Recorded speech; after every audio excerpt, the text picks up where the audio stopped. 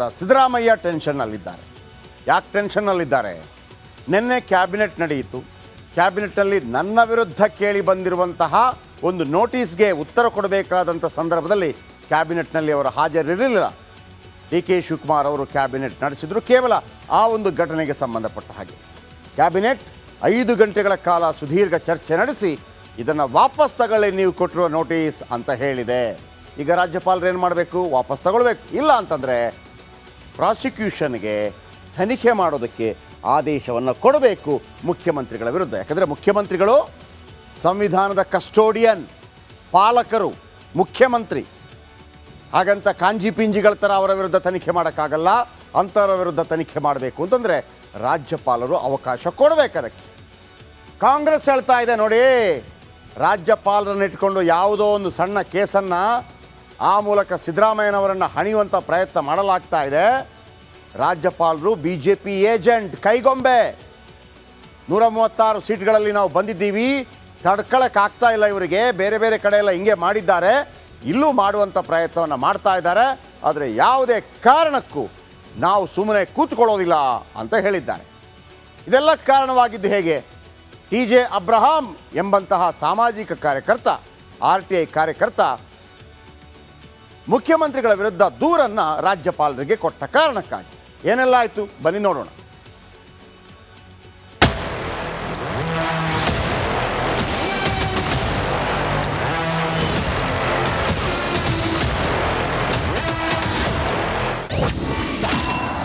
Siddaramaiah Abraham ಮಧ್ಯೆ ಜೋರು ಜಗಳ.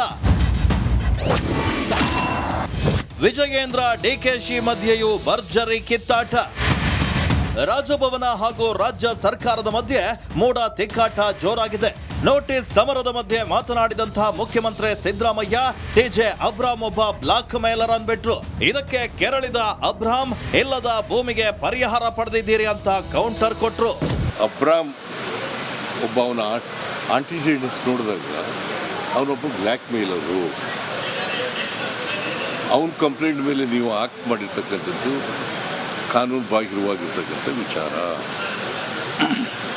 ಅವನು ಈ ಥರದ್ದು ಅನೇಕ ಜನರಿಗೆ ಇಂಥದೇ ನೋಟಿಸ್ ಕಂಪ್ಲೇಂಟ್ಗಳನ್ನು ಕೊಡ್ತಾ ಇದ್ದಾನೆ. ಅದು ಯಾವುದೇ ಅಫೆನ್ಸನ್ನು ನಾನು ಮಾಡಿಲ್ಲ. ಉತ್ತರನೇ ಕೊಡಲಿಲ್ಲಲ್ರಿ, ಉತ್ತರನೇ ಕೊಡಲಿಲ್ಲ. ನಿಮ್ಮ ಮೇಲೆ ಪ್ರಾಸಿಕ್ಯೂಷನ್ ಕೊಡ್ಬೋದೋ ಇಲ್ಲೋ ಅನ್ನೋದಕ್ಕೆ ನಾನು ಸಮಜಾಯಿಸಿ ಕೇಳಿದ್ರೆ ಅದಕ್ಕೆ ಉತ್ತರ ಕೊಡ್ದಿರಾ, ಕೊಡಬೇಡಿ ಅಂತ ಹೇಳಿದ್ರೆ ವಾಟ್ ಇಸ್ ಯುವರ್ ಡಿಫೆನ್ಸ್? ಕಾನೂನಲ್ಲಿ ಕೇಳ್ತದೆ, governor should give you an opportunity. ಅದು ಕೊಟ್ಟಿದ್ದಾರೆ. ಈಗ ಎರಡನೇ ಪ್ರಶ್ನೆಯಲ್ಲಿ ಬರೋದು ಆವತ್ತೇ ಕೊಟ್ಬಿಟ್ರಲ್ಲ ಅಂತ. ಆವತ್ತೇ ಕೊಡೋಕ್ಕೇನು ತಪ್ಪು?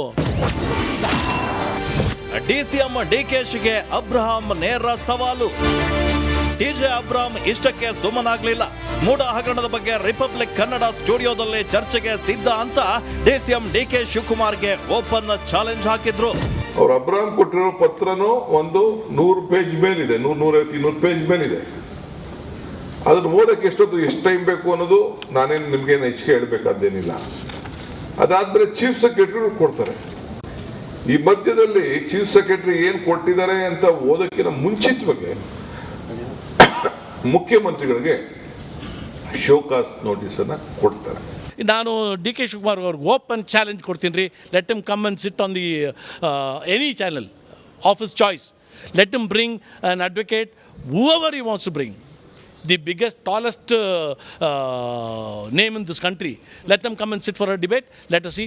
ಹಾಫ್ ಅನ್ ಅವರ್ ಕುಂತ್ಕೊಳ್ಳೋಕೆ ಹೇಳ್ರಿ, ಸಾಕು. ನಮ್ಮ ಸ್ಟುಡಿಯೋ ಬಂದು ನೀವು ಬರ್ತೀರಿ, ನೀವು DK Shivakumar ask him to come. I am ready. Open ಡಿಬೇಟ್ಗೆ half an hour. And I want him to bring up the best advocate in this country. And I'm saying, ನನ್ನ ಮೇಲೆ ಆರೋಪ ಇದೆ, ನಾನು ಕಳ್ಳ, ಸುಳ್ಳ, ಥರ್ಡ್ ರೇಟ್ ಫೆಲೋ ಅಂತ ಇದೆ ರೀ. ಬಟ್ ನಾನು ಹೇಳಿರೋದ್ರಲ್ಲಿ ನಿಜ ಇದೆಯೋ ಇಲ್ವೋ, ನಿಜಾಯಿತಿ ಇದೆಯೋ ಇಲ್ವೋ, ಇದನ್ನು ಇನ್ವೆಸ್ಟಿಗೇಟ್ ಮಾಡ್ಬೋದೋ ಇಲ್ವೋ ಅನ್ನೋದನ್ನು ಚರ್ಚೆ ಮಾಡೋಣ. ವಿಜಯೇಂದ್ರಗೆ DK ಶಿವಕುಮಾರ್ ಟಕ್ಕರ್.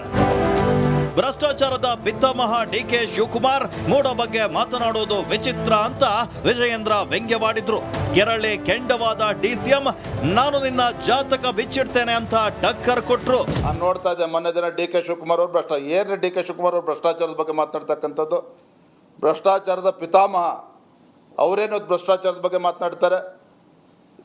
ಇವತ್ತು ಉತ್ತರ ಕೊಡಬೇಕಾಗಿರ್ತಕ್ಕಂಥದ್ದು ಸಿದ್ದರಾಮಯ್ಯನವರು ಉತ್ತರ ಕೊಡಬೇಕಾಗಿದೆ, ಡಿ ಕೆ ಶಿವಕುಮಾರ್ ಕೂಡ ಉತ್ತರ ಕೊಡಬೇಕಾಗಿದೆ.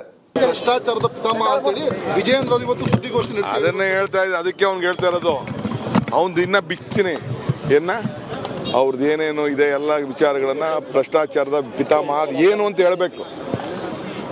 ಪ್ರೆಸ್ ಕಾನ್ಫರೆನ್ಸಲ್ಲಿ ನಾನು ಭ್ರಷ್ಟಾಚಾರದ ಪಿತಾಮಹ ಅಂತ ಇನ್ಸಿಡೆಂಟ್ ಕೂಡ ಕೇಳಿ ಅವನಿಗೆ ತಾಕತ್ತಿದ್ರೆ, ಆ ಗಣಿಸಿದ್ರೆ ಅವನು ತಿಳ್ಸಕ್ಕೆ ಕೇಳಿ, ಅವನಿಗೆ ಗೌರವ ಕೊಡ್ತೀನಿ. ಒಬ್ಬ ಪಾರ್ಟಿ ಅಧ್ಯಕ್ಷ ಜೈಲ್ಗೆ ಹೋಗಿದ್ನಲ್ಲ ನಾನು ಆ ಕೇಸು, ನಿಮ್ಮಪ್ಪ ಇದು ಇನ್ಕಮ್ ಟ್ಯಾಕ್ಸ್ಗೆ ಇದನ್ನ ಕೊಟ್ರಲ್ಲ, ಪರ್ಮಿಷನ್ ಕೊಟ್ರಲ್ಲ, ಸುಪ್ರೀಂ ಕೋರ್ಟಲ್ಲಿ ಆ ಕೇಸು ಇಡಿ ಕೇಸು ವಜಾ ಆಯ್ತು, ಗೊತ್ತಿದ್ಯಾ? ಸಿದ್ದರಾಮಯ್ಯ ಡಿಜೆ ಅಬ್ರಾಮ್ ಮಧ್ಯೆ ಶುರುವಾದ ಯುದ್ಧಕ್ಕೆ DK Shivakumar BY Vijayendra entry ಕೊಟ್ಟು ರಂಗು ತುಂಬುತ್ತಿದ್ದಾರೆ. Bureau report, Republic Kannada. DJ Abraham ನಿರಂತರವಾಗಿ ಇವತ್ತು ಆರೋಪವನ್ನು ಮಾಡಿದ್ರು. ಅವರೇ ಕಂಪ್ಲೇಂಟ್ ಕೊಟ್ಟರು. ಮೂಢ ಹಗರಣದ ಬಗ್ಗೆ ಮಾತ್ರ ಅವರು ಕಂಪ್ಲೇಂಟ್ ಕೊಟ್ಟರು, ಇನ್ನು ಬೇರೆ ಯಾವುದೂ ಅಲ್ಲ. ಮೂಢ ಹಗರಣದ ಬಗ್ಗೆ ಮಾತ್ರ. ಮೂಢ ಹಗರಣದ ಬಗ್ಗೆನೂ ಕೂಡ ನಮಗಿರುವಂಥ 2-3 ಡೌಟ್ ನಾನು ನಿನ್ನೆಯಿಂದ ಹೇಳ್ತಾ ಇದ್ದೀನಿ. ಎಲ್ಲಿ ತಪ್ಪು ಮಾಡಿದ್ದಾರೆ ಸಿದ್ದರಾಮಯ್ಯನವರು? 14 ಸೈಟ್ ತಗೊಂಡು ತಪ್ಪ ಅಲ್ಲ ಅಂತಾರೆ. ಅದು ದಲಿತ ಭೂಮಿನ? ಅದು ಅಲ್ಲ, ದಲಿತ ಭೂಮಿ ಆ ಇಶ್ಯೂನೂ ಬರೋದಿಲ್ಲ ಅಂತಾರೆ. ಹಾಗಿದ್ರೆ ಏನು? ಕೆಲವು ಪ್ರಶ್ನೆಗಳನ್ನು ಎತ್ತಾರೆ, ಅದಕ್ಕೆ ಉತ್ತರ ಕೊಡ್ತಾರ ಸಿದ್ದರಾಮಯ್ಯ. ಏನು ಡಿಜೆ ಅಬ್ರಾಮ್ ಎತ್ತಿರುವಂಥ ಪ್ರಶ್ನೆ ಏನು ನೋಡಿ. ಮುಡಾ ಬಗ್ಗೆ ದಾಖಲೆಗಳ ಸಮೇತ ಉತ್ತರಿಸಿದ್ರು ಸಿಎಂ. 2-2.5 ಗಂಟೆಗಳ ಕಾಲ ಸದನ ಮುಗಿದ ನಂತರ ನಿರಂತರವಾಗಿ 2.5 ಗಂಟೆಗಳ ಕಾಲ ಪತ್ರಿಕಾಗೋಷ್ಠಿಯನ್ನು ಮಾಡಿದ್ರು ವಿಧಾನಸೌಧದಲ್ಲಿ. ಈಗ ಡಿಜೆ ಅಬ್ರಾಮ್ ಹೇಳ್ತಾರೆ, ಅಸಲಿಗೆ ಸಿದ್ದರಾಮಯ್ಯ ಕೊಟ್ಟ ಲೆಕ್ಕ ಉಪಯೋಗಕ್ಕೆ ಬರೋದಿಲ್ವಂತೆ. ಆಮೇಲೆ ನಾವಿಲ್ಲಿ ತನಕ ಏನು ಚರ್ಚೆ ಮಾಡಿದ್ವಿ, ಜವರನಿಂಗ, ಆತ ದಲಿತ, ಆ ಥರ ಅವರ ಮಗ ದೇವರಾಜು, ಅವರಿಗೆ 3 ಜನ ಮಕ್ಕಳು, ದೇವರಾಜ್ ಅವರಿಗೆ ಎಲ್ಲ ಬರ್ಕೊಟ್ಟಿದ್ರು, ಅದು ಇದೆ, ದಾಖಲೆ ಇದೆ ಅಂತೇಳಿ ಸಿದ್ದರಾಮಯ್ಯ ಹೇಳಿದರು. ಇವರು ಹೇಳ್ತಾರೆ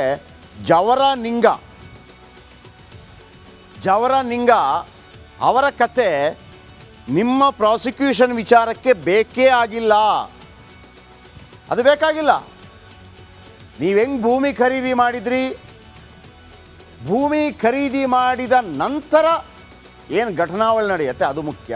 ನಿಮಗೆ 14 ಸೈಟ್ ಬಂತ, ನಾನು ಬೇಡ ಅಂತ ಹೇಳೋದಿಲ್ಲ. ನೀವು ದಲಿತರ ಜಾಗ ತಗೊಂಡ್ರಿ, ಅದು ನಮ್ಮ ಕಂಪ್ಲೇಂಟ್ ಅಲ್ಲ. ನೀವು ತೆಗೆದುಕೊಂಡ ನಂತರ ನಿಮ್ಮ ಬಾಮೈದ ತಗೊಂಡ್ರಲ್ಲ, ಆ ಜಾಗ ತೆಗೆದುಕೊಂಡ ನಂತರ ಆಗಿರುವಂಥ ಘಟನಾವಳಿಗಳ ಬಗ್ಗೆ ನನ್ನ ಕಂಪ್ಲೇಂಟ್. ಏನು ಹೇಳ್ತಾರೆ, ಅಸಲಿಗೆ ಕೆಸರೆ ಗ್ರಾಮದಲ್ಲಿ ಕೃಷಿ ಜಮೀನೇ ಇರಲಿಲ್ಲ. 2004ರಲ್ಲಿ ಭೂಮಿಯ ನೋಂದಣಿ ಮಾಡಲಾಗುತ್ತೆ. 2004ರಲ್ಲಿ ಭೂಮಿಯ ನೋಂದಣಿ ಮಾಡಲಾಗುತ್ತೆ. 3.16 ಎಕರೆ ಜಮೀನು ಮಲ್ಲಿಕಾರ್ಜುನ ಸ್ವಾಮಿಗೆ ನೋಂದಣಿ ಆಗತ್ತೆ. ಯಾವಾಗ? 2004ರಲ್ಲಿ ಭೂಮಿಯ ನೋಂದಣಿ 3.16 ಎಕರೆ 2004ರಲ್ಲಿ. ಆದರೆ ಇವರು ಹೇಳೋದು 2004ರಲ್ಲಿ ನೀವು ಆ ಜಾಗ ತಗೊಂಡ್ರಿ, 2004ರಲ್ಲಿ ಆ ಜಾಗ ತಗೊಂಡ್ರಿ. ಆದರೆ ಆ ಜಾಗ ತಗೊಂಡಾಗ ಕೃಷಿ ಭೂಮಿ ಅಂತ ತಗೊಂಡ್ರಿ, ಅದರಲ್ಲಿ ಉಲ್ಲೇಖ ಇದೆ, ಇದು ಕೃಷಿ ಭೂಮಿ ಅಂತ. ಅಬ್ರಾಹಂ ಹೇಳೋದು ನೀವೇನು ತಗೊಂಡ್ರಿ 2004ರಲ್ಲಿ? ಅದೊಂದು ಕೃಷಿ ಭೂಮಿ, ಜವರನಿಂಗ ಅವರ ಮಗನಿಂದ ತಗೊಂಡೆ. ಆದರೆ ಅದೇ ಜಾಗ 2001ರಲ್ಲೇ ದೇವರಾಜ ಬಡಾವಣೆ ಆಗಿತ್ತು. ನೀವು ತಗೊಂಡಿದ್ದು 2004, 2001ರಲ್ಲೇ ಬಡಾವಣೆ ಆಗಿ ವಿತರಣೆ ಆಗಿದೆ. ದೇವರಾಜ ಬಡಾವಣೆ ಹೆಸರಲ್ಲಿ ಸೈಟ್ ಹಂಚಿಕೆ ಮಾಡಲಾಗಿತ್ತು, ಸೈಟ್ ಆಗಿತ್ತು, ಹಂಚಿಕೆ ಮಾಡಲಾಗಿತ್ತು, ರೋಡ್ ಆಗಿತ್ತು, ಪಾರ್ಕ್ ಆಗಿತ್ತು. 2001ರಲ್ಲೇ ರಸ್ತೆ ಮಾಡಿ ಸೈಟ್ ಕೂಡ ಮಾಡಿ ಹಂಚಲಾಗಿತ್ತು. ಅದೆಂಗೆ ಕೃಷಿ ಭೂಮಿ ಆಗುತ್ತೆ? ಅದೆಂಗ್ರಿ ಕೃಷಿ ಭೂಮಿ ಆಗುತ್ತೆ 2004ರಲ್ಲಿ? ಮತ್ತೆ 2001ರಲ್ಲಿ ಸೈಟ್ ಆಗಿದೆ, ಹಂಚಿಕೆ ಆಗಿದೆ. ಯಾರಿಗೋ ಹಂಚಿದ್ದ ಸೈಟನ್ನು ಖರೀದಿ ಮಾಡಿದ್ರ ನೀವು ಮಲ್ಲಿಕಾರ್ಜುನ್ ಅವರೇ ಅಂತ ಡಿಜೆ ಅಬ್ರಾಮ್ ಕೇಳೋದು.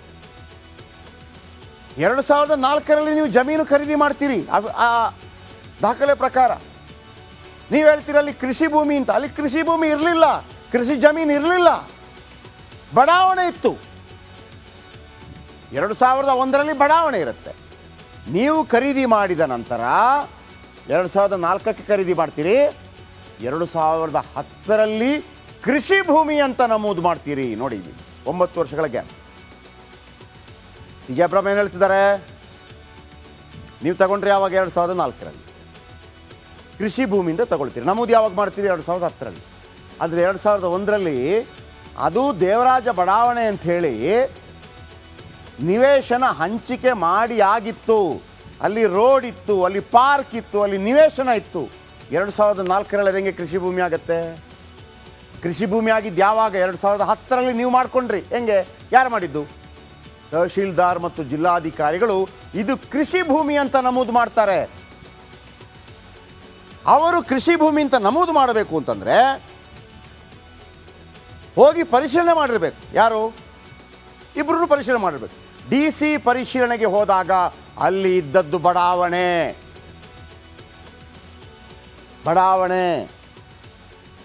ಆದರೆ ಇಬ್ಬರು ಕೂಡ ಬಡಾವಣೆ ಅಂತ ಬರೆಯೋದಿಲ್ಲ, ಬದಲಾಗಿ ಕೃಷಿ ಭೂಮಿ ಅಂತ ಬರೀತೀರಿ. ಬಡಾವಣೆಗೆ ಅದೇಗೆ ಕೃಷಿ ಭೂಮಿ ಪಟ್ಟ ಕೊಟ್ರಿ? ಅಬ್ರಹಾಂ ಅವರ ಮೂಲಭೂತ ಪ್ರಶ್ನೆ ಇದು.